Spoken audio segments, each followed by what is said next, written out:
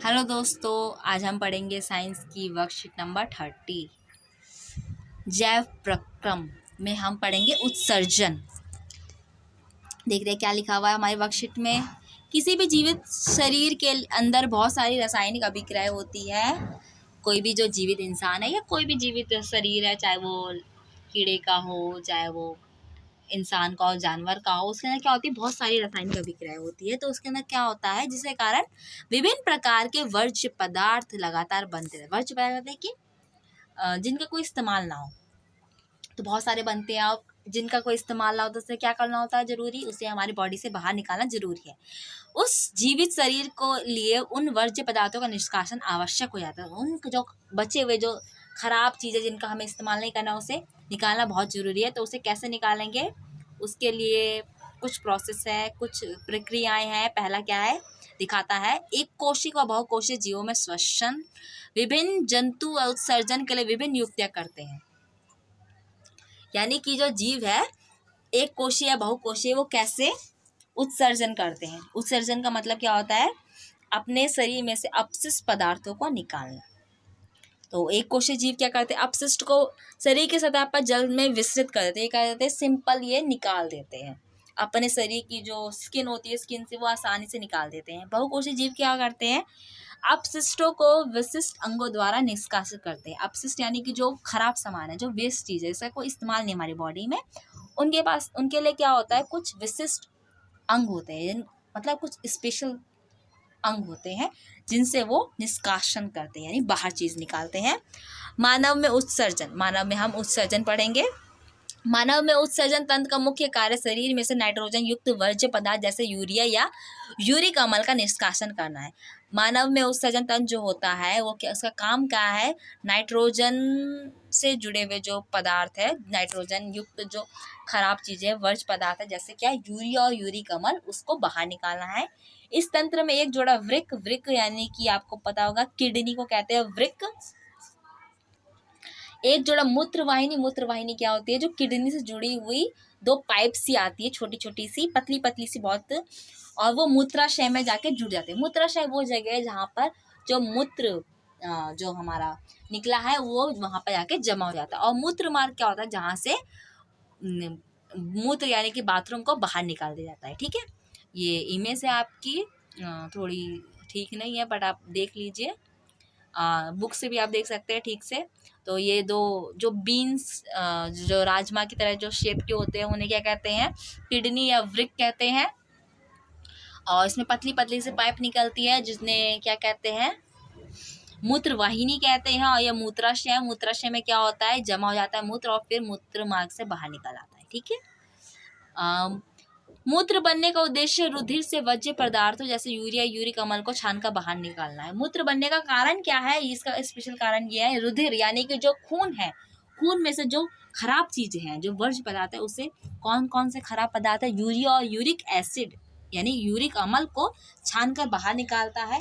मूत्र बनने का उद्देश्य रुधिर से वर्ज्य पदार्थ को बाहर निकालना है। ये वर्ज्य पदार्थ रुधिर से वृक्क द्वारा निष्कासित होकर मूत्रवाहिनी द्वारा मूत्र में प्रवेश करते हैं। क्या कहने का मतलब है, किडनी से होते हुए, वृक्क से होते हुए, मूत्रवाहिनी से होते हुए आके कहाँ जाते हैं, ये मूत्राशय में मूत्र जो होता है वहां पे जमा हो जाता है, और फिर मूत्र मार्ग द्वारा शरीर से बाहर निकाल दिया जाता है।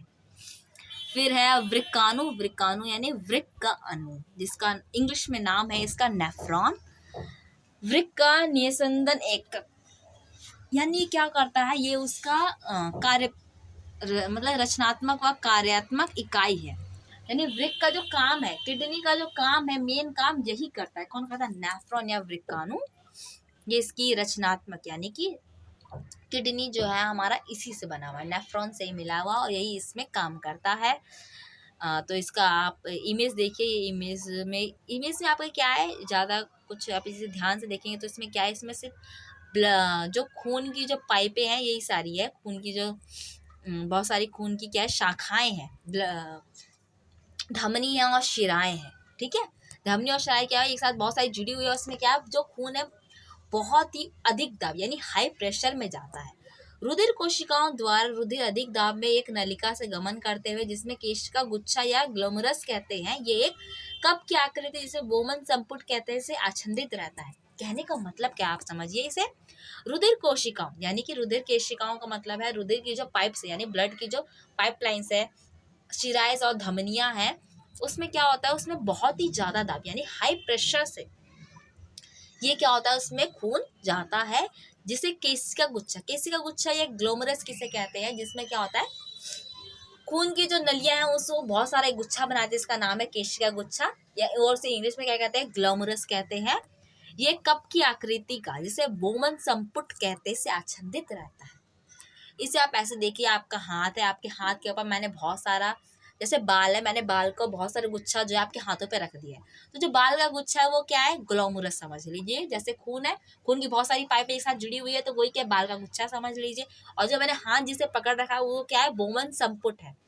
बोमन संपुट यानी कि बोमन जो है उसे जैसे पकड़ रखा है, तो यहीं पर ये बता रखा है। ये आप इमेज देखेंगे तो आप समझेंगे जो ग्लोमरस है वो क्या है, उसका गुच्छा है खून की नलियों का, और जो बोमन संपुट है वो क्या है, उसे पकड़ के रखा हुआ है। आगे देखते हैं मूत्र का निर्माण, यानी मूत्र बाथरूम जो होता है वो बनता कैसे है उसके बारे में पढ़ते हैं। मूत्र का निर्माण कैसे हो रहा है। मूत्र शरीर में मूत्र निर्माण निम्न प्रक्रिया द्वारा होता है। इसमें प्रक्रिया है कुछ जो लिखी हुई है। अधिक दाब से अंतर्गत केशिका गुच्छ अति सूक्ष्म निस्संदन द्वारा विलय पदार्थ को बोमन संपुट में धकेलता है। समझिए क्या कह रहा है कि जो खून की जो नलियां हैं उसमें बहुत ही तेज हाई प्रेशर से जो हमारा खून है वो जा रहा है, और उसमें से जो भी जो वेस्ट है, जो वर्ज्य पदार्थ है, उसको क्या कर रहा है, वो निकाल के बोमन संपुट से नीचे निकाल रहा है। जब तब रुधिर नलिका द्वारा प्रवाहित होता है, जहां ग्लूकोज, अमाइनो अम्ल, लवण और जल में चयनित पूर्ण अवशोषण हो जाता है। जो मूत्र जो भी निकल रहा था हमारे ब्लड में से, जो खून में से जो निकला है अभी, तो उसमें क्या करता है, उसमें जो ग्लूकोज है, अमीनो अम्ल है या लवण, और तो उसे क्या करता है, उसे अवशोषित कर ले जाता है वापस हमारी बॉडी द्वारा। ठीक है। थर्ड है क्या, जैसे जैसे मूत्र नलिका में प्रवाहित होता है, कुछ आयन जैसे पोटेशियम और NH4 अमोनियम आयन रुधिर से मूत्र में प्रवाहित की जाते हैं। जो पोटेशियम आयन है और जो अमोनियम आयन है वो क्या कर देता है, जो रुधिर है यानी खून में से वो मूत्र में डाल दिए जाते हैं।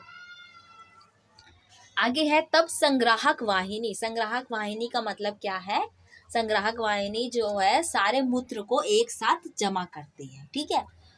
जो किडनी है उसमें बहुत सारे नेफ्रॉन्स है, बहुत सारे नेफ्रॉन्स जो होते हैं बहुत सारा मूत्र बनाएंगे धीरे धीरे धीरे, तो वो सब जाके एक जगह जमा होते हैं, तो वो क्या संग्राहक वाहिनी होती है जो कि मूत्र को एक साथ इकट्ठा करती है, और जल का पुनर्शोषण होता है, पुनः अवशोषण होता है, यानी कि अगर उसमें जल और बच गया है, अगर बॉडी उसे और लेना चाहती है तो उसमें से और वो उसे अवशोषित कर लेती है। ठीक है।